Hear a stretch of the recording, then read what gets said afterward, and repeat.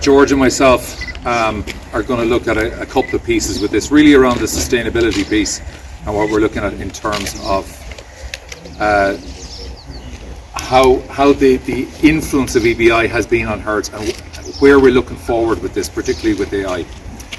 George, from your point of view, we've taken out the tip figures here for the co-op, and this is interesting. This exercise has been done for every co-op, and it's interesting just to see where your herd is ranked or positioned in this.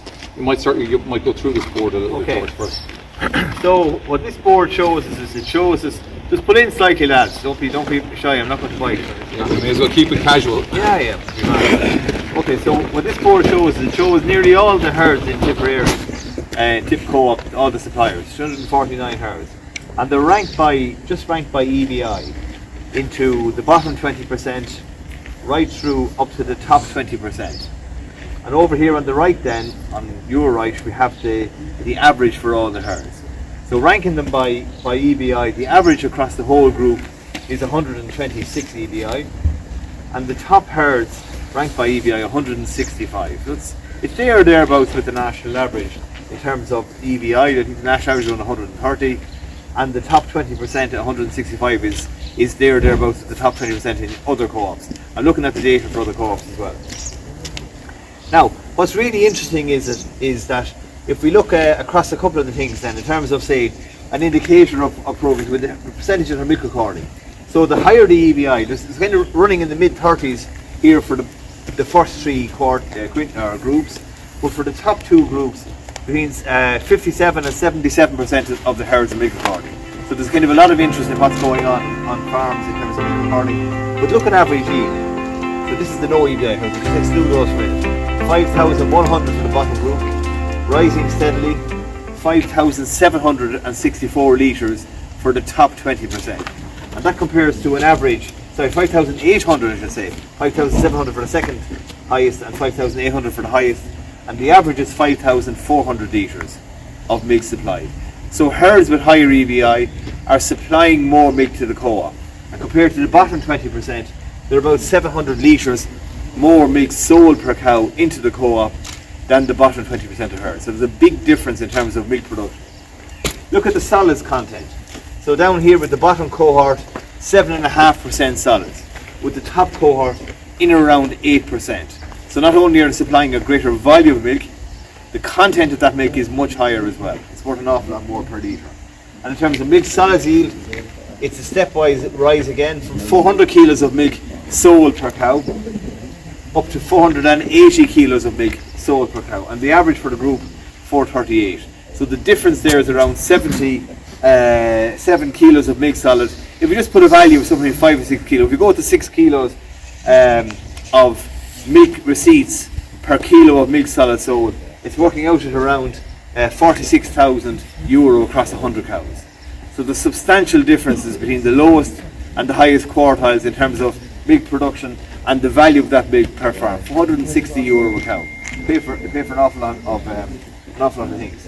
On the fertility side of things, let's look at calving interval and 6-week calving rate. So it's 392 and 368 for the bottom 20%, and it rises steadily to 82% calved in 6 weeks, and the calving interval that's 17 days lower actually at 375 days for the top 20%. So again, factors that are associated with higher profit per cow as well. And if we just go down here and look for a second, Martin, at the one of the sustainability or environmental ones is the kilos of milk solid produced per kilo of carbon. That's coming off the Board B audits and things like that. So it's something you're going to hear more and more about over the next number of years. The bottom 20% ranked by EBI 0.96 is almost a kilo of carbon per kilo of milk solid produced, per kilo of fat, not milk solids, per kilo of fat corrected milk, and it falls to 0.88 kilos of carbon per kilo of fat corrected milk for the highest performing group in terms of ranked by EBI. So that not alone are they more productive, more profitable, they're also more carbon efficient, which is going to become more and more important over the next number of years. So high EBI is associated then with higher yield, higher fertility and more carbon efficiency. And it's worth in terms of sales, about €460 a cow between the bottom and top group. So there's a huge difference there, Martin, in terms of the within the co-op even what's going on. Yeah, look, and I think it's important to compare within a co-op, because the argument often is, the guy beside me is better land, or I've wetter ground, or I've this situation or this management situation. So and just in each of those groups, so it's split into 5 groups as such.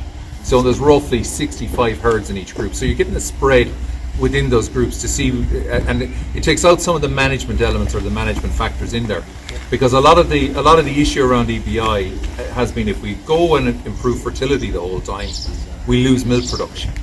Okay, and that's often an argument about in terms of volume, and this completely blows that out of the water. We get a lot more milk supplied per cow when we get into that higher EBI category. I know Fiona later on is going to explain a little bit about what elements within that mean.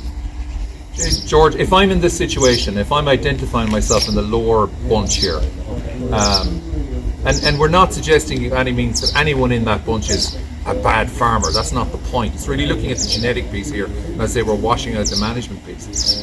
What are my options? If there's 40 grand available here, what are my options to get it? Okay, so there's a couple of options. Well, one option you can go with is to breed better cows. The second option, and maybe some of the herds with the lower EBI end of it, it's going to take them a heck of a long time to get up to a kind of the genetic merit that we see in the top 20% of herds, is to look at the nuclear option. And the nuclear option is where, instead of breeding any of your cows to dairy, breed all your cows to beef. Maybe we'll come back to that later on over this side here, Mark. Yeah. So you buy in, you find someone who's a high performing operator in the Tip Co-op catchment or wherever that's operating up here. You'll find there are loads and loads of high quality dairy replacements available now that are north of 200 EBI, and you'll very quickly accelerate the genetic merit of your own herd by buying in some of these stock here. For the lower end of it here in terms of EBI, I think it's going to take too long to get up to the kind of the genetic merit and performance that we're seeing at the upper end of the scale here within the co-op. Okay, so if we see the scope here, and we can question, the board be a figure, all this kind of piece, but the trend is there. So we see the trend within the carbon piece. So we're looking for the efficient cow, and the efficient cow in these environments is, okay, she's higher producing and she's calving earlier primarily. What's interesting in here as well, if we look at the replacement rate, the guys with very low EBI have quite a low replacement rate, and that's a good thing. It's been recommended quite a bit, and our replacement rate is hitting around 20% in the top 20%. So if you really look at that, and one thing I suppose I see, as the herd sizes are growing, we're getting an average herd size here of 97 cows. First of all, to get genetic change, you've got to switch out enough cows. The second thing is, if we are faced into cell count issues or lameness issues, we got to flip cows a bit more, and some of these larger herds and longer walks actually need a younger cow to keep moving in the system. I'm not sure yet have we got the replacement thing exactly right, that there's a dedicated figure to say it's absolutely right. I'd actually be more worried at the lower replacement rates that the level of genetic change is not fast enough in the herds to make them healthier. Well, if you're replacing, here we go across here, if you're replacing 15% of your herd a year, the cows are lasting for around 6.5 lactations. Yeah. So your opportunity to replace them, well, number one, you've got to bring in super high merit animals to make gains, and number two, it's too slow. You're not going to do it. You're not going to do any with any speed at all, and you're leaving loads of money behind you as a result.